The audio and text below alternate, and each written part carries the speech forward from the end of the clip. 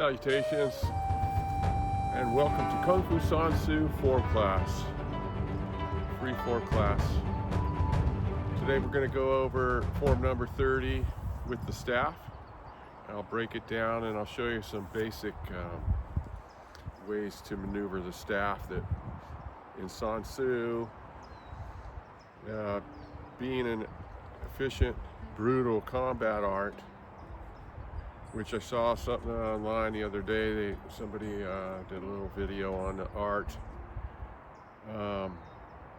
and basically asked the question, well, what's going on with San Soo, and why don't you see much of it?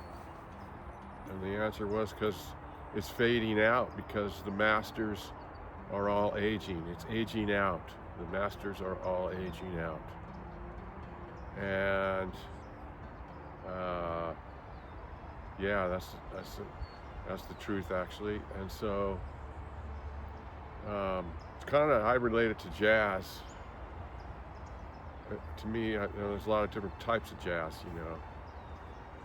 but the music is an intellectual music, and it involves improvisation and timing, and even odd times, and dissident notes that come around again and harmonize. Kind of represents yin and yang in different ways, and the timing, and it's an ancient system of music, really, that's a lot aged out too. A lot of the masters, jazz masters, but it's still around, and it's still alive, and it's the youth that has to keep it going, and the youth that has to get turned on to it and see its values and carry it on, and in a way that you see its values where there's no dilution, and you're not just looking at the bottom line, like, as teaching the art as a business. I know a guy came into my area, a black belt, and opened it. He called it a store. My store. I would never consider the Mugun a store.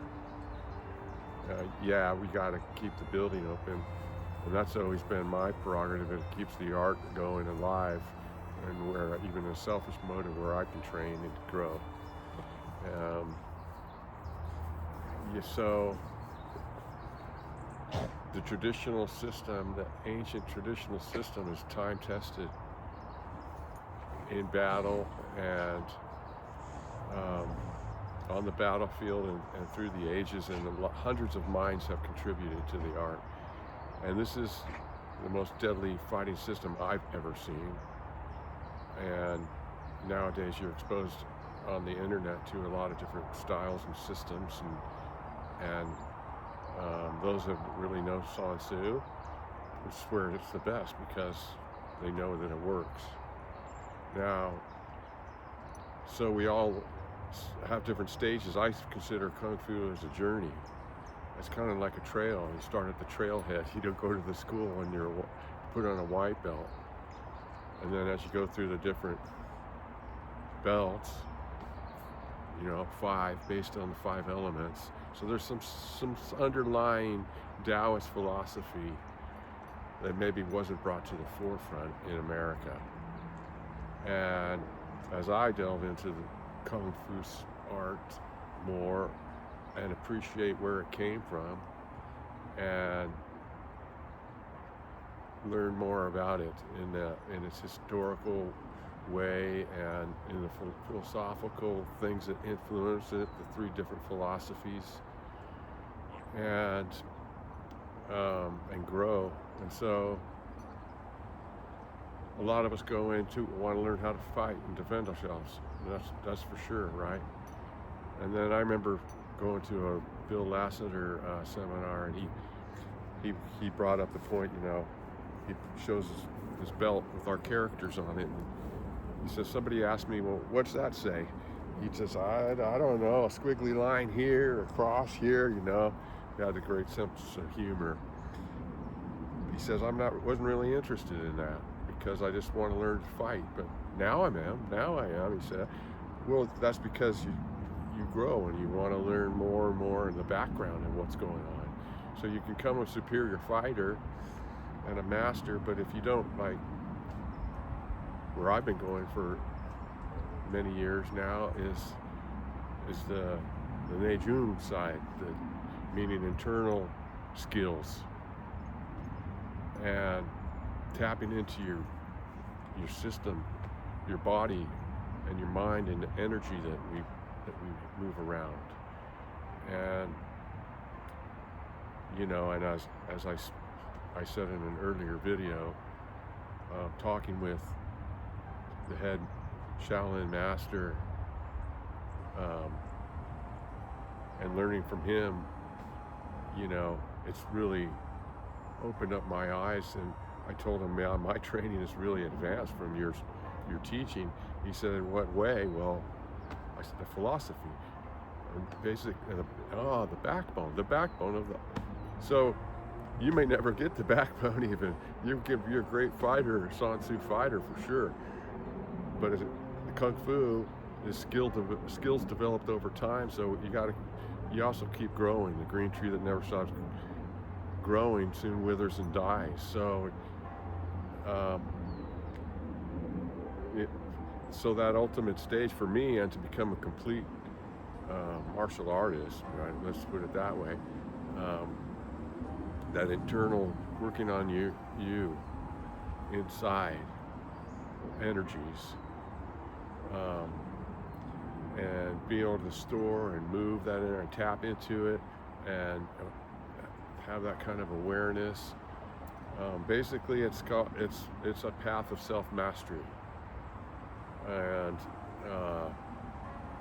so that's where that journey starts taking you up the mountain. Hopefully it takes you to that on further on that path of self-mastery.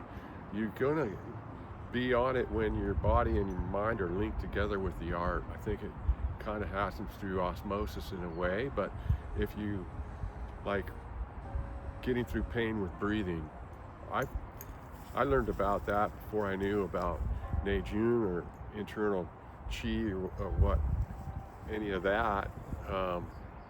When my wife was pregnant, we went through Lamaze training. It's a breathing technique, and it's to get them through the pain of childbirth. And I implemented it in my class. One of the main ones is the Bingaima stance, the kneeling stance, and have my students hold that stance with your knee 2 inches from the floor, and just hold it until your legs start burning and hurting, and you want to quit. And then I tell them, now you're burning and you're hurting and you want to stop, but now focus on your breath, focus on breathing. You focus on your breath and you get through the pain. So that's training the mind. And so a lot of these Neijun, Qi Kung, standing exercises, they're meant to put you in a awkward position, a lot of them, where you're stretching certain parts of your body and you're holding that stretch, and you got to get through the pain. The idea is actually to get through the pain and stay in the stance and integrate your breath with that. So there's subtle ideas behind these movements that help open channels for your energy to flow. And so that's the importance on that side. So now we're gonna